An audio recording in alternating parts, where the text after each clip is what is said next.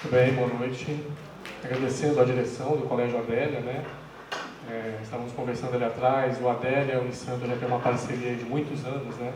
Praticamente desde a fundação das instituições, né? Então, para nós da Unisanto é um prazer enorme poder vir aqui e contribuir um pouquinho com vocês. Agradecer a professora Ana, né? Que foi quem fez o contato. O professor Mariano também, a gente já teve o contato ano passado, o pessoal foi até lá, fez a visita e o prazer de reencontrar a professora Denise, que foi minha aluna lá na Unisanta. Aí eu perguntei quanto tempo você se formou, né? Aí ela falou, 7 anos. Eu falei, pois é, o tempo está passando, né? E o professor Mariano deu aula para ela no colégio, então se o tempo está passando para mim e para ele, então a coisa está muito pior, né? Mas hoje aqui eu vim trazer um tema que é a parte da toxicologia forense, que é uma área bastante interessante da farmácia. É um mercado bastante restrito, porque é um mercado de muita competição, mas é um mercado que rende muito em termos financeiros, além da questão do prazer de poder trabalhar com isso. Tá? Então vou falar um pouquinho do que seria um farmacêutico nessa área da toxicologia forense. Tá bom? Não é uma aula formal de toxicologia, na verdade aqui é uma palestra para apontar algumas situações da área da toxicologia para vocês enxergarem o mercado no futuro. Eu sou formado há 23 anos e há mais de 23 anos atrás eu também estava igual vocês aí procurando curso para fazer no colégio, escola técnica, e venho de uma família de farmacêuticos, né? Hoje na família somos em 15 farmacêuticos. Então é bastante gente, né? Daria para abrir uma rede. E eu me lembro, né, quando criança, que eu ia nas farmácias da minha família, e na época ainda era aquela farmácia tradicional, aquela prateleira de madeira, a farmácia cheirava injeção, né? Não é farmácia igual hoje, que parece uma loja de cosmético, né? Você entrava na farmácia e sentia cheiro de injeção. E eu lembro que eu era criança, eu não gostava de ir nem na farmácia dos meus tios, porque eu imaginava que eu fosse tomar injeção. Né? Porque havia esse trauma, né, das crianças, passava na farmácia, sentia o cheiro, já imaginava que alguma coisa ia acontecer.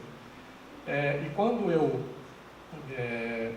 fui fazer o curso de farmácia na universidade, eu não tinha, num primeiro momento, plena convicção de que era isso que eu queria. O que eu queria era algo na área da saúde. Num primeiro momento, eu pensava em medicina. Né? Mas aí eu passei no vestibular para farmácia e meu pai falou, olha, começa a fazer farmácia, estuda a parte e vai tentando passar para medicina. Mas já no primeiro ano, fazendo o curso, eu já decidi que era isso que eu queria seguir. Tá? Nesses 23 anos, já trabalhei em drogaria, manipulação, na área de hospitalar, envolvendo o setor público, já fiz de tudo um pouco. Mas chegou um determinado momento em que eu decidi seguir a área acadêmica, a área de pesquisa e a área acadêmica. Então, depois de formado, eu me formei na Universidade Metodista, lá em Piracicaba. A minha família é lá do interior do Paraná, então eu fui até Piracicaba estudar, porque na época não tinha tantas universidades como nós temos hoje, né? E fiquei 4 anos em Piracicaba, depois fui trabalhar. Tudo que a gente planeja na vida, né, principalmente os pais, né, que estão aqui acompanhando também, aí, né, os filhos, o planejamento é o seguinte: eu sou de uma cidade chamada Bandeirantes, interior do Paraná, próximo a Londrina. Você vai estudar, volta para cá e vai trabalhar em Londrina ou em Curitiba. São grandes centros aqui no Paraná, ou talvez a gente amplie as farmácias da família aqui na região norte do Paraná. Acabei indo para Piracicaba e de Piracicaba acabei indo para Campinas, porque foi lá, aí eu prestei a prova, fiz o meu mestrado e o meu doutorado na Unicamp, eu passei lá e fiz lá na Unicamp. Tá? Quando eu estava no doutorado, eu estava meio de saco cheio, sabe quando você fala, meu, não aguento mais isso aqui, essa rotina. E aí eu tomei umas 4 garrafinhas de cerveja e decidi que eu ia para a Espanha, no meu doutorado. E aí eu conversei com a minha esposa na época, ela achou que eu estava bêbado, ela falou, tudo bem, eu vou também. No outro dia eu comecei a correr atrás das informações, né, o que precisava para eu conseguir converter parte do meu doutorado para eu ir para a Europa e ficar lá um tempo e receber a bolsa na Europa. Eu tinha que ter um projeto, isso eu escrevi. Eu tinha que ter um orientador no Brasil, eu já tinha. Eu tinha que ter um orientador fora do país. Mandei um e-mail para essa professora lá na Espanha, da Universidade de Sevilha. Ela não me conhecia, ela não conhecia meu orientador, não conhecia ninguém no Brasil. eu coloquei no e-mail. Eu preciso ir para aí, porque eu tenho ideia de seguir o meu doutorado aí, e eu tenho como me manter, não se preocupe com a parte financeira. Isso era mentira, tá? A parte financeira não tinha como me manter. E aí, 2 semanas depois, ela me respondeu falando que se eu tivesse como me manter, não tinha problema, eu podia ir. Então eu já tinha o projeto, o aceite no Brasil, o aceite na Espanha, e faltava o exame de proficiência, que é a língua, o idioma, que podia ser inglês ou espanhol. Tá? O meu inglês, imagina, uma cidade do interior do Paraná, estudando num colégio público, meu inglês era um the books on the table. Não mais que isso. Eu pensei, vou fazer uma prova de espanhol, que é mais próximo do português, e na verdade isso é um engano. Tá? O que eu sabia de espanhol? Nada. Zero. E eu tinha 45 dias para estudar para essa prova, que era a única data que tinha para fazer a prova, para dar a data que eu queria ir para a Espanha. E aí eu contratei um professor particular, espanhol, e praticamente eu vivia com ele. Abandonei minha esposa, fui praticamente morar com o cara. Ele ia comigo na faculdade, ia para a rua, ia para a palestra, ia almoçar, jantar, e tudo falando espanhol. E ele me deu um livro, olha, falar e ouvir, eu te treino. Agora, a gramática, você tem que pegar esse livro e estudar ela. Então, eu transformei a minha vida como se eu estivesse na Espanha. Fui lá prestar prova, lá em São Paulo. Prova escrita, fui lá, precisava tirar 7, tirei o 7. Interpretação de texto, tirei o 7. E aí vinha fala e escuta. E eu me lembro até hoje, era uma salinha, num cantinho fechado, só eu escutei um salto alto da espanhola lá chegando. E ela já entrou falando em espanhol. Tá? E aí, lógico que eu fiz um apelo emocional. Ela perguntou, por que você está aqui? Por que essa prova? Eu expliquei.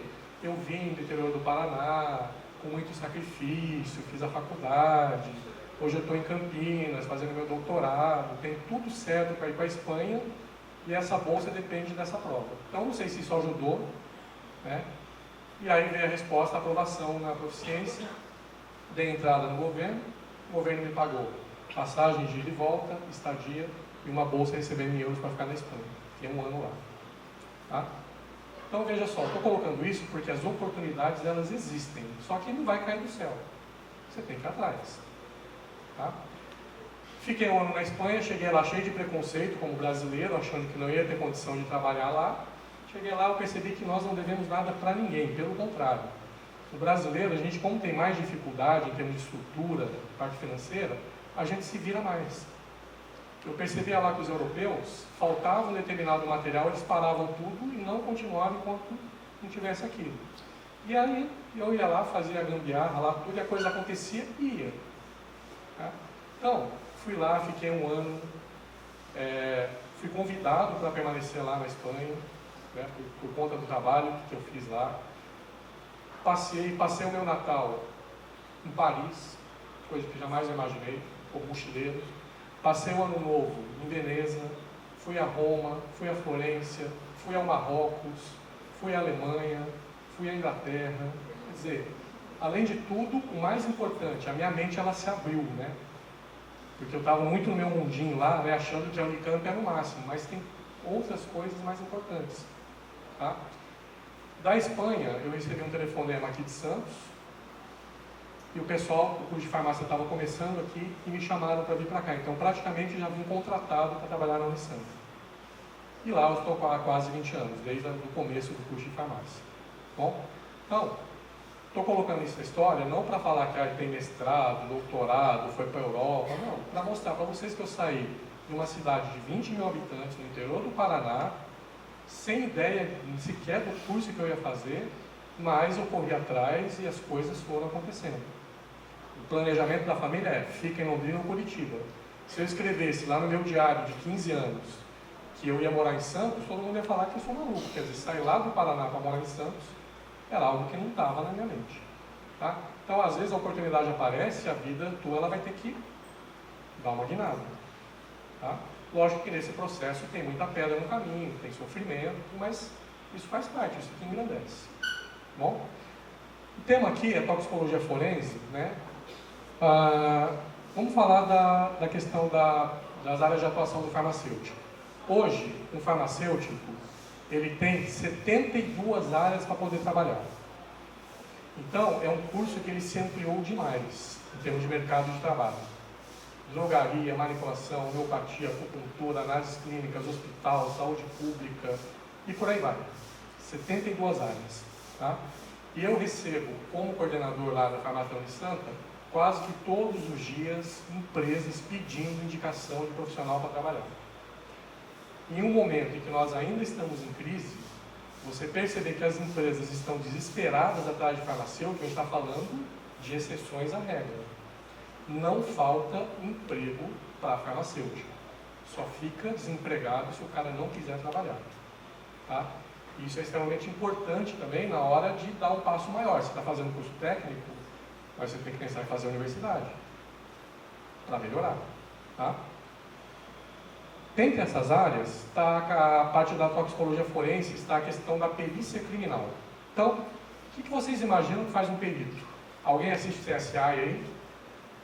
CSI, né, aquela minissérie que mostra lá o pessoal encontra pessoas mortas, reconhece o corpo, identifica compostos presentes ali ou não, tenta desvendar aquele caso. Tá? Então, essa é uma das áreas do farmacêutico na perícia. Na verdade, a perícia ela tem 6 áreas diferentes. Uma das áreas da perícia é a toxicologia forense. Tá bom? Eu vou comentar um pouquinho de cada área aqui. Primeiro, existe a entomologia forense. Entomologia forense é uma área que trabalha com investigação de insetos. E aí é lógico que todo trabalho de perícia tem que ter também o pessoal da biologia. Tem concurso para farmacêutico, tem concurso para biólogo. Porque o biólogo é quem vai identificar o inseto, por exemplo, presente lá no corpo que foi encontrado na beira da praia ou no meio da mata. E a partir desse momento, esse inseto ele é entregue para a mão do farmacêutico, vai fazer a perícia desse inseto. Tá? Que categoria que nós temos? A parte médico-legal, que trata da ocorrência de insetos em cenas de crime contra a vida. Eu vou mostrar daqui a pouco umas imagens aqui para vocês disso. Produtos estocados que tratam da contaminação de insetos em produtos comercializados. Então, tem lá um produto, que tem lá um inseto naquele produto, aquilo pode gerar uma doença, uma epidemia em termos de saúde pública, e aquilo tem que ser investigado. E também na área urbana, que envolve danos em imóveis causados por insetos em relação de compra e venda. Você comprou um apartamento, aquele apartamento estava lá infestado de cupim, e ele estava, a parte interna dele, a estrutura dele estava toda detonada. Isso vai gerar um processo judicial. Quem vai fazer a análise desse processo é o perito. O farmacêutico também participa disso. Tá? Então, a perícia criminal vai além de você trabalhar com o indivíduo morto. Vai além disso. Bom, por exemplo aqui, ó. Isso aqui é um corpo encontrado no meio do mato. E percebam que tem lá umas mosquinhas verdezinhas. Alguém sabe o nome dessa mosca aqui? Como? Mosca varejeira. A varejeira é o nome popular. Ela vai atrás de carniça, ela vai atrás de fezes. Então nós temos aqui uma quantidade enorme de varejeiras presentes nesse corpo que foi encontrado no mato. Na hora que foi encontrado, vai ser avaliada toda a questão do corpo em si, mas também serão recolhidas essas varejeiras aqui. Que ela pode estar na forma de varejeira como está aqui, ou dentro do corpo, talvez eu encontre ela ainda na forma de larva. E essa larva também vai ser levada para a perícia. Por que eu vou levar uma mosca varejeira ou uma larva dela para a perícia? O biólogo vai me entregar isso. Olha, isso aqui é uma varejeira. Então ela é o material oficial para ser feita uma perícia criminal. Para que isso vai servir para o farmacêutico? O que eu vou avaliar nessa larva ou nessa varejeira? A farmácia depende muito da química. Pode ser que eu encontre alguma substância química no corpo, mas se esta larva ou se essa varejeira entrou em contato e está consumindo essa carniça, esse composto químico, essa substância química também estará nela. E dependendo do estado de decomposição do corpo, eu não consigo fazer uma análise perfeita. Então eu complemento essa análise com a varejeira ou com a larva. Então eu vou fazer uma extração dos compostos químicos que me interessam, que provavelmente estão ali. Eu vou coletar a amostra do corpo, pedaços específicos do corpo, e vou também fazer uma análise do inseto. Essa análise química, eu vou pegar isto, vou colocar em contato com o solvente para arrastar os eventuais compostos que me interessam. Então, por exemplo, imagino que esse cara ele foi morto porque foi intoxicado com inseticida, com pesticida. Então, o que eu vou procurar no corpo dele? Traços químicos de pesticida. E o que eu vou procurar na larva e na varejeira? Traços químicos desse pesticida. E aí eu vou emitir um laudo e isso vai entrar na perícia. Vai cair na mão do juiz. Tá? Então, isso é entomologia forense, trabalhar com insetos na área da toxicologia. Então, isso é útil nos casos em que o corpo já está em estágio avançado de decomposição. E os peritos capturam essa mosca no local do crime e analisam o sistema digestivo dela. A presença de certos elementos como chumbo, posso encontrar esperma também no intestino, no sistema digestivo dela, indica que a vítima pode ter sido baleada ou sofreu violência sexual. Então, eu posso avaliar desde um pesticida, a presença de esperma ou de chumbo, que dá indício de uma morte por uma arma de fogo. Tá? Então, isso é a parte da entomologia forense. Olha o que a gente também pode encontrar. Besouro. O besouro, que é o Dermestris maculatus, né, o nome científico, ele ajuda a desvendar a causa da morte, se a vítima ingeriu alguma substância venenosa. Por exemplo, e a identidade do cadáver, já que é possível encontrar DNA da vítima em seu sistema digestivo. Então, eu vou pegar esse besouro e a partir do sistema digestivo dele eu vou conseguir fazer uma extração de compostos que eu imagino que levaram aquele indivíduo à óbito. Tá? Então, isso é entomologia forense. Ó, aqui aparece uma cena de um crime, né? Aqui, debaixo de uma árvore, aqui tem um corpo. Ó, o corpo está aqui. Tá? Perceba que esse corpo já está em estágio bastante avançado de putrefação. Ele já está ali há uma quantidade grande de dias. E eu acho que a claridade não vai dar para mostrar, mas aqui na mão tem um monte de furinho. Esses furinhos significam que a larva, a mosca, penetraram ali. O besouro penetraram ali. Tá? Isso indica a presença de insetos que penetraram para consumir aquela carniça. Então, no local do crime, eu vou coletar tecido que eu consegui coletar desse indivíduo e eu vou também tentar coletar os insetos que estiverem presentes ali. E aí eu vou fazer uma análise química dos insetos e uma análise química da amostra que eu retirei do cadáver.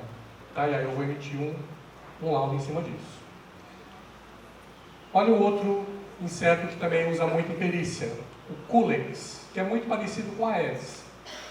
Por que eu vou utilizar isso também na perícia? Ó, ele entra em contato com um pernilongo, ele faz o consumo de sangue. Eu posso ter a contato, então, pegar esse inseto, retirar essa amostra de sangue e fazer uma análise dos compostos químicos que nós temos naquele sangue. Tá? Por que tudo isso é feito? Porque o morto não fala mais. O morto não se defende. E aí a promotoria, que é quem defende indivíduos que não têm condição de pagar ou indivíduos que estão mortos e não tem mais como contratar um advogado, óbvio, a promotoria vai defender esse indivíduo. Tá? E aí é preciso coletar o máximo de material no local onde foi encontrado o cadáver. Bom? Ó, quando a polícia invade um cativeiro, por exemplo, ela procura esse mosquito, que se alimenta de sangue humano e por isso pode conter uma amostra do DNA do sequestrador, por exemplo. Tá? O Culex também é usado quando há suspeita envolvendo drogas, pois revela se a vítima consumiu cocaína, heroína, anfetamina ou qualquer outra droga. Então, se eu tenho a presença de droga no meu corpo e esse inseto fizer o uso, me der uma picada e vai ter o meu sangue, se eu analisar esse sangue, me basta uma quantidade pequenininha, eu consigo detectar o que tem ali. Tá? Então, da perícia, uma perícia bem feita, um laudo bem feito, dificilmente a gente consegue, o suspeito consegue escapar. Tá?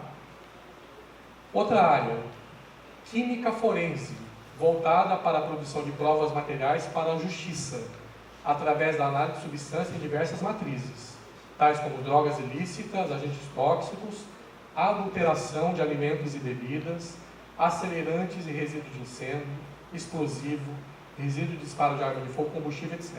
Tá? Então, aqui a gente está falando exatamente da parte química. Lá atrás é a entomologia, mas a partir da amostra da entomologia, eu faço uma química forense. Tá? O inseto é o meu material.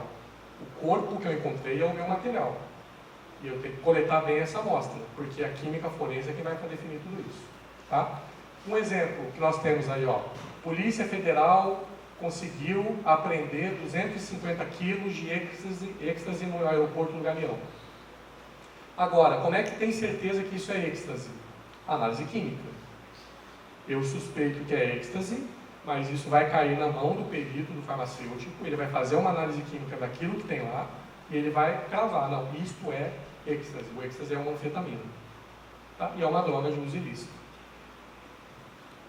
Outro exemplo aqui, ó, também de êxtase, né? Que também foi aprendido aqui, acho que no Mato Grosso. Aí pode acontecer com cocaína, com maconha, com qualquer droga de uso ilícito.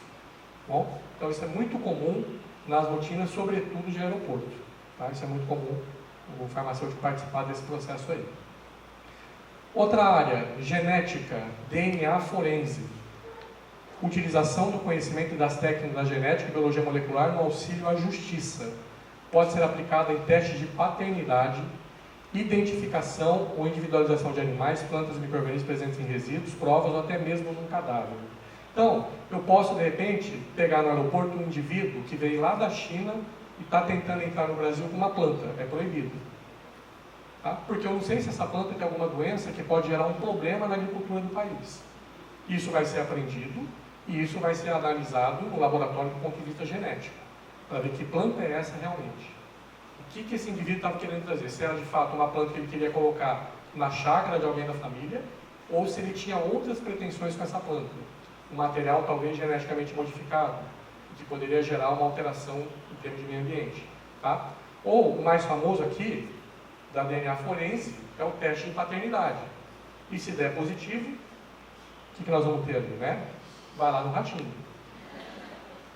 Aí tem lá todo aquele circo, aquela festa lá, parabéns pro papai, né? Canta música, dá porrada, né? Um xinga o outro.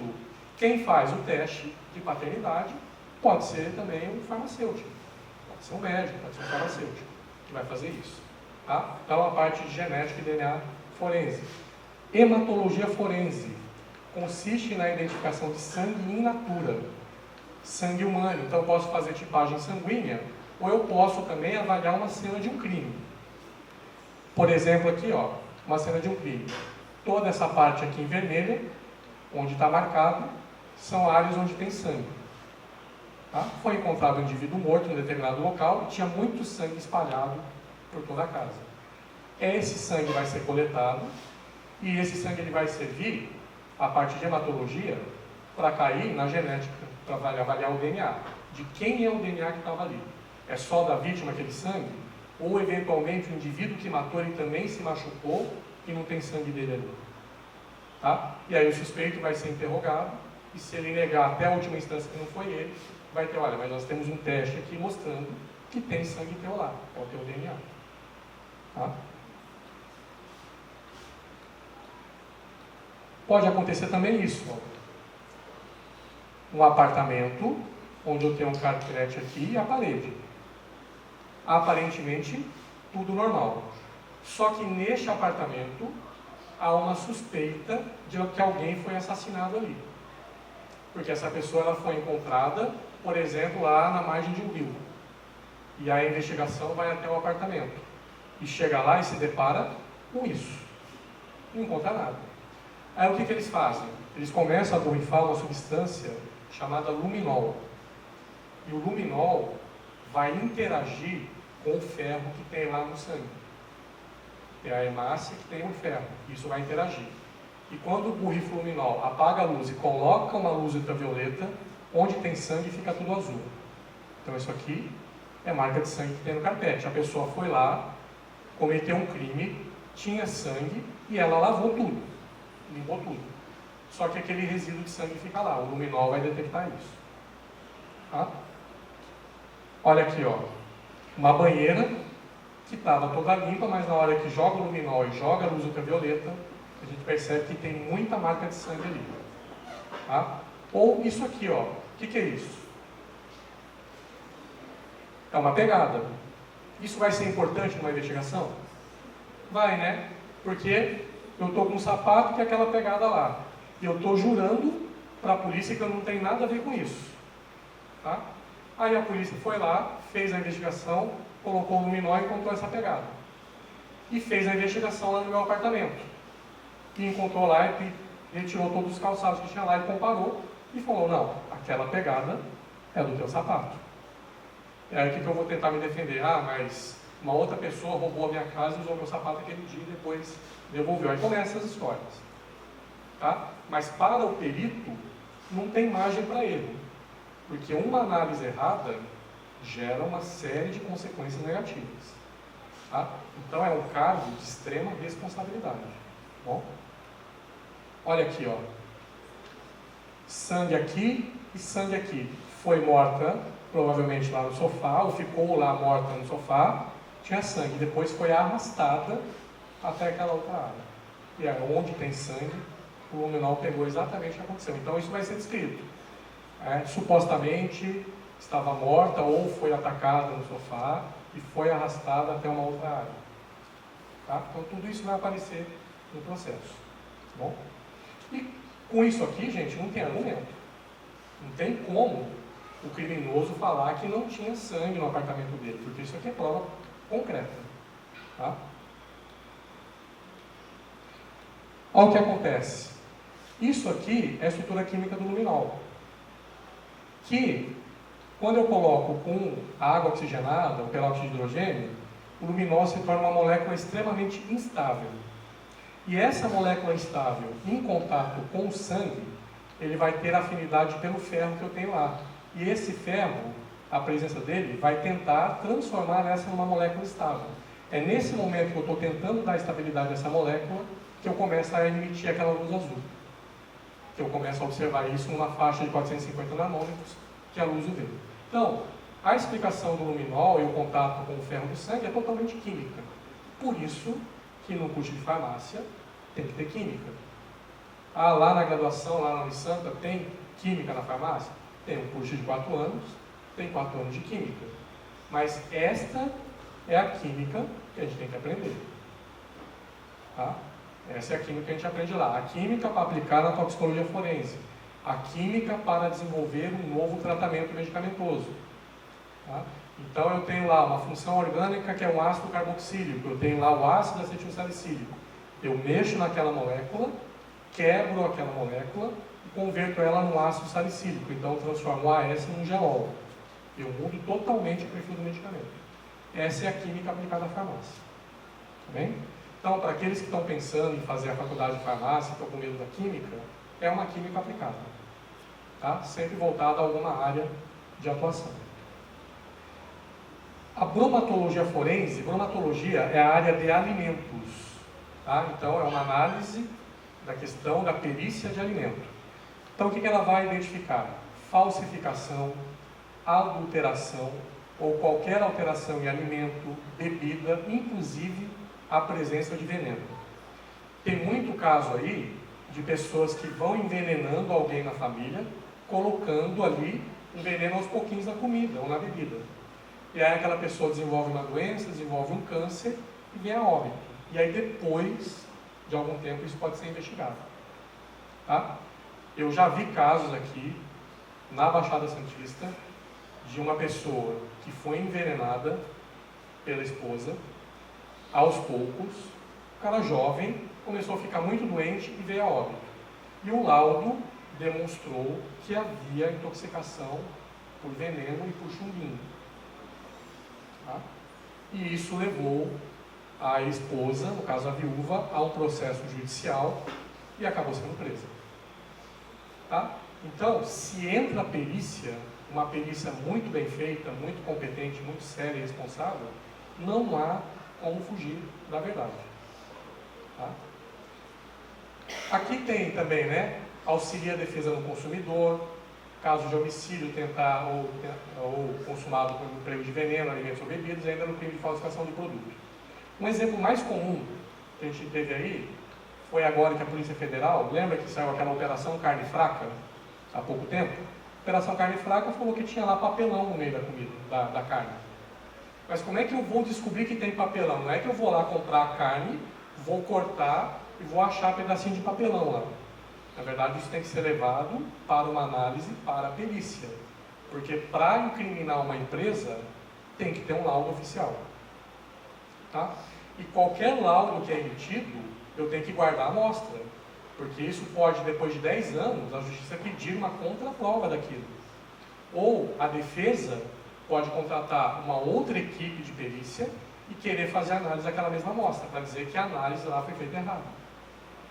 Então, eu preciso ter quantidade de amostras que sirvam para aquela análise, mas que eu também guarde aquilo para o futuro. Tá? A Operação Carne Fraca é um exemplo, onde a Polícia Federal interviu e aí foi emitido o laudo em cima disso e deu positivo. Tinha lá papelão na carne. Há alguns anos atrás, foi encontrado uma série de compostos químicos no leite. Leite vindo lá do Rio Grande do Sul. Tá? Eu preciso ser perito concursado para fazer, por exemplo, uma análise de perícia na área de bromatologia de alimento? Não.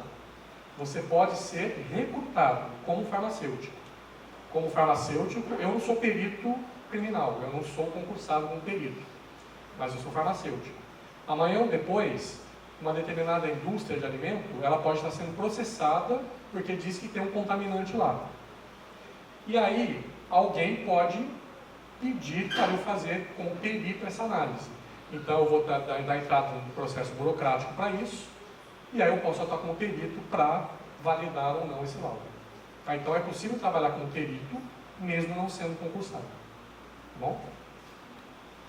Seria como se fosse uma consultoria. Tá?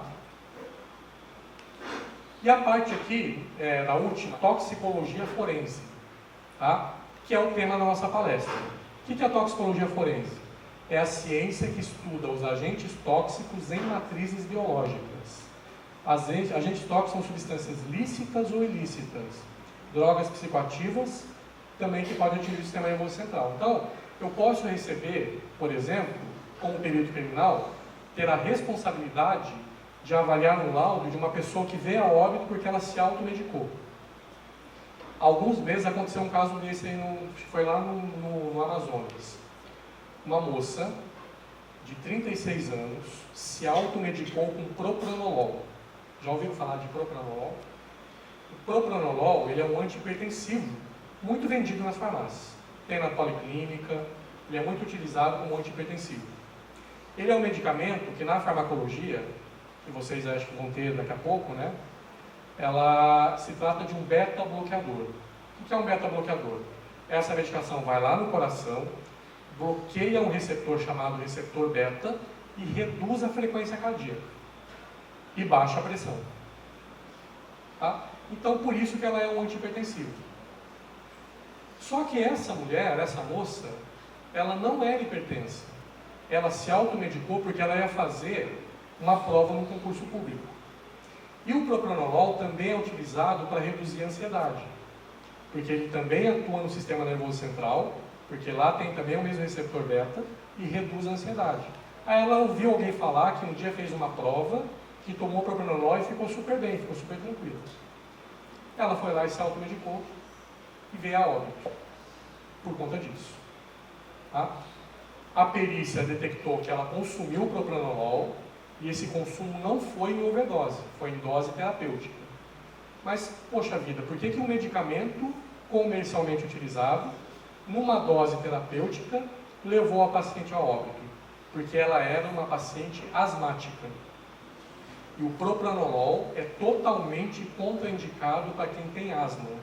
Porque além dele bloquear o receptor beta no coração, ele bloqueia o receptor beta que tem no pulmão. E isto gera dificuldade respiratória, que é um efeito colateral dele. Para indivíduos não asmáticos, não tem problema.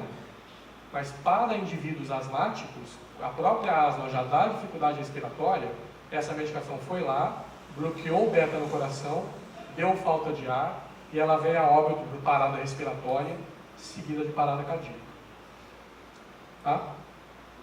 Isso foi a justiça, e não tem como culpar a indústria. Porque a indústria não é responsável por isso. A indústria produziu a medicação e está disponível para uso. Ela se automedicou.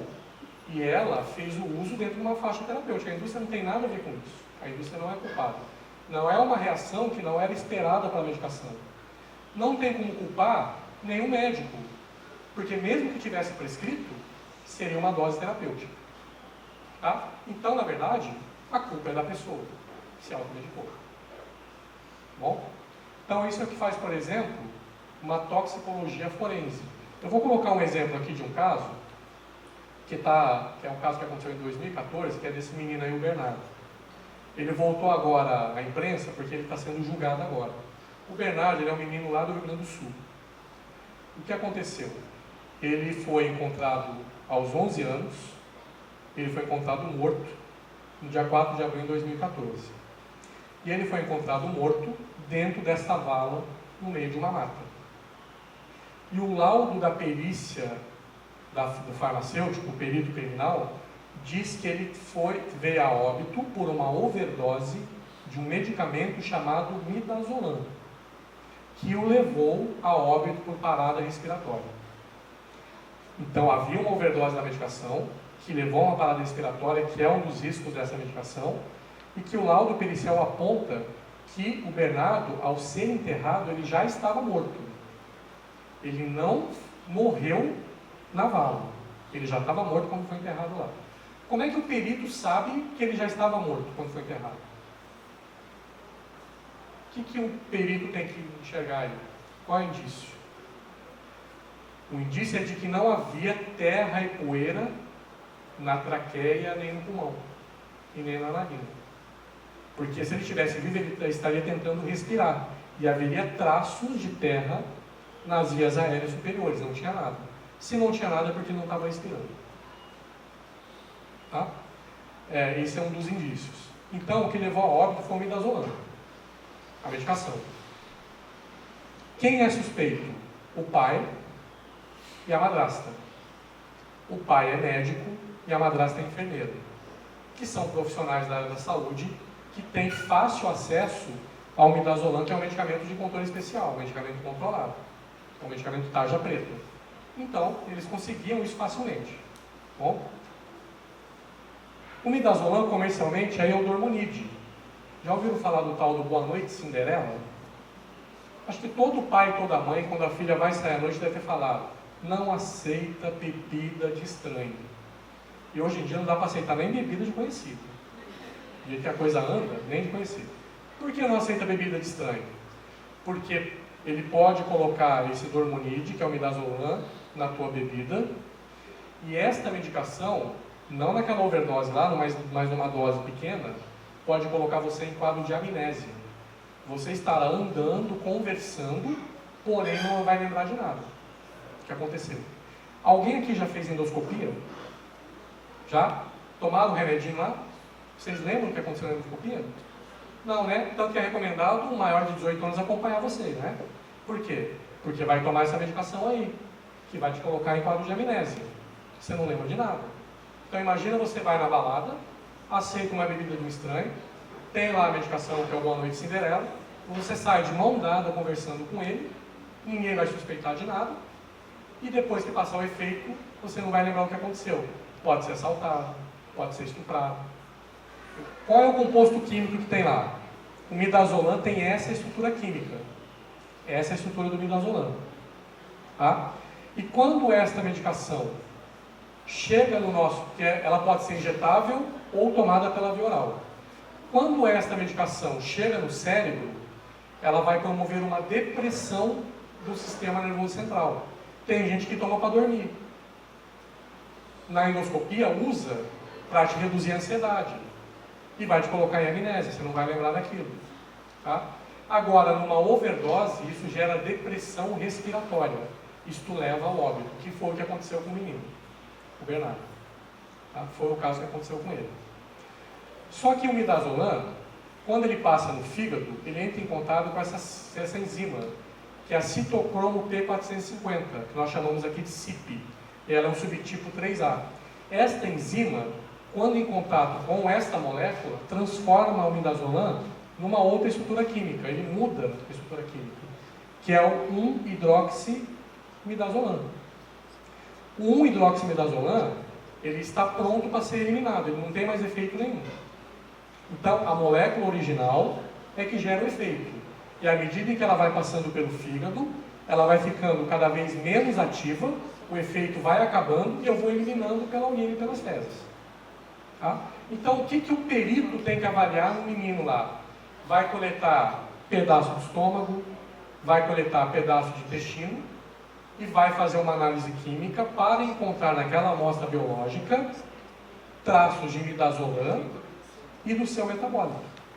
Porque pode ser que já tinha passado um determinado tempo que já não tinha mais nada da molécula original, só tinha a molécula pronta para ser eliminada. Então tem que avaliar os dois para não ter um laudo errado. Tá? Como é que avalia? Nesse equipamento aqui, ó, o HPLC, um cromatógrafo líquido de alta eficiência. Você vai injetar a amostra aqui, nesse equipamento, e ele vai te detectar picos de amostra, picos de composto ali. E aí eu espero que eu encontre o midazolam e o metabólito dele. E a partir disso eu vou emitir um laudo. Olha, foi encontrado o midazolam, foi encontrado o metabólito dele, e eu consigo também quantificar isso, quanto foi encontrado.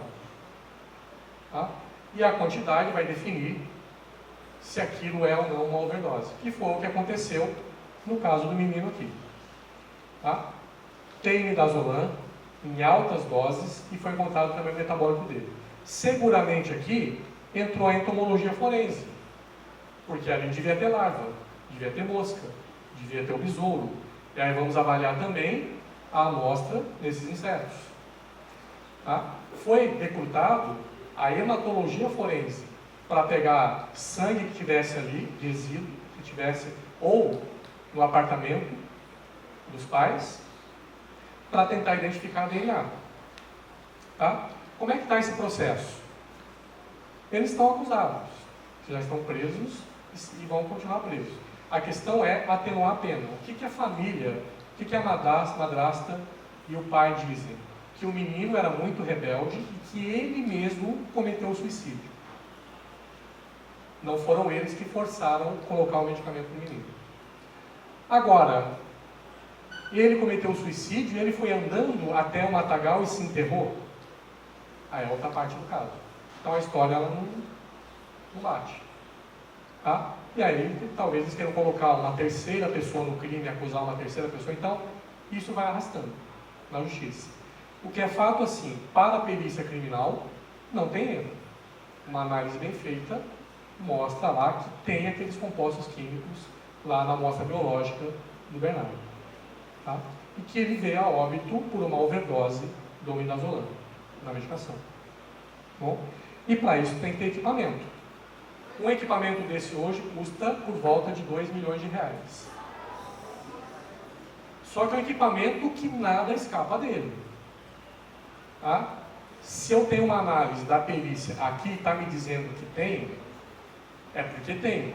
Agora é lógico que eu dependo, não adianta eu ter um equipamento desse se a coleta da amostra lá atrás foi toda errada. Se no ato não cercaram o local e não preservaram as provas. Então veja que para o perito existe uma série de elementos que vão interferir no laudo final. Tá? Vejam que para um laudo como esse aqui eu preciso conhecer química, que é isso aqui, mas eu preciso conhecer farmacologia, que é o que eu falei para vocês, que é o que levou o menino a óbito. Tá? 2 milhões de reais, e depois que esse equipamento foi ligado, ele nunca mais pode ser desligado. Porque aqui passa tem uma série de colunas que passam solventes, e se eu desligar o equipamento para de passar solvente, a coluna seca e dá problema no equipamento. Então, uma vez ligado, nunca mais se desliga. E a manutenção também de um equipamento de 2 milhões de reais não é barato. Tá? Então, não é qualquer lugar que vai ter isso. Bom, quanto ganha um perito? Chuta agora para mim. Como perito, quanto você acha? Participando de um caso como esse do Bernardo, aí, que é um caso gravíssimo, extremamente sério, quanto você acha que mereceria ganhar? Um salário de um perito da Polícia Federal hoje é de R$ 23.130 em 2018, e em 2019 isso vai para R$ 24.150. Esse é o que ganha. Aí, ó, isto é inicial, remuneração inicial para 40 horas de jornada de trabalho, inicial. Isso eu não estou colocando alimentação, plano de saúde, todos os benefícios. Tá? Agora é lógico, ganhar 24 mil é muito bom, mas assumir a responsabilidade de um salário de 24 mil não é para todo mundo, porque é uma responsabilidade e uma pressão muito grande. Nós estamos falando de justiça que vai soltar e vai prender. Ou é droga, ou é suicídio, ou é assassinato, envolve seguro, envolve dinheiro. É algo extremamente complicado, extremamente complexo. Mas é bom ganhar 23, 24 mil reais. Né? Fala pra mim, o que você faria no teu primeiro salário de 24 mil reais? Seu nome é? Marcelo. Mas o que você faria? Viajaria. Para onde? Para Irlanda. Boa. Boa. O que você faria com um salário de 24 mil? E estudar mais. Lá para fora. Para fora onde? Estados Unidos, para Europa. Né? E você? Você viajaria para onde? Para a Argentina. Pode pensar um pouco mais alto. Tá? A Argentina é legal, bacana. Mas depois da Argentina você atravessa o Oceano Atlântico. Tá? Então, pessoal, é isso aqui que eu falei, para participar como perito criminal, esse salário é da Polícia Federal. A Polícia Civil paga menos, metade, um pouco menos que isso. Vai aí entre 7, 8, 10, 11 mil reais, que também é um bom salário. Tá? Isso aqui é um concurso, ano passado teve concurso, esse ano ainda não abriu. É um concurso nacional e você primeiro tem que passar por teste de conhecimento geral, português, matemática, história, geografia, para depois o conhecimento específico, para depois o teste físico e também depois o teste emocional, psicológico, para depois ir para a escola da Polícia Federal, para depois ser efetivado. Então não é algo simples, só que assim, alguém tem que entrar. Assim como eu coloquei para vocês, que lá atrás, eu fui estudar lá na Europa. Nunca imaginei isso. Aliás, sonhava, mas imaginar que pudesse ser concretizado. Então, tem que ir atrás. Quem tem interesse para fazer esse concurso, tem que ser formado em farmácia. Se quiser seguir essa área de período da farmácia. Pode ser biólogo, biomedicina, farmacêutico, médico, dentista, tá? Diversos profissionais aí. Só que é um concurso que precisa estudar muito, cai muito direito. Muita gente fica, quem é da área da saúde fica no concurso por causa da área de direito. Então, se você pretende isso, vai ter que fazer faculdade e já vai ter que se preparando. Eu tenho colegas que prestaram e passaram, mas não foi no primeiro. Prestou 15 vezes o concurso, 20 vezes. Aí ficou lá, até que chegou uma hora, chegou a vez dele. Tá? É persistência e estudo. Bem? Ficou claro que então essa questão da toxicologia forense dentro da perícia criminal? Tá? Então, eu agradeço aí a atenção, abro espaço aí para dúvida, né? Fiquem à vontade. Deixo novamente o contato. Convido vocês, a quem tiver interesse, em ir até a Unisanta e assistir uma aula. Pode ser de toxicologia, pode ser de farmacologia, de cosmetologia, qualquer aula, anatomia. Tá? E aí, por isso eu deixo o meu contato e tem também aqui os professores, né? Que tem o meu contato e também pode intermediar isso. Tá bom? Obrigado aí pela atenção.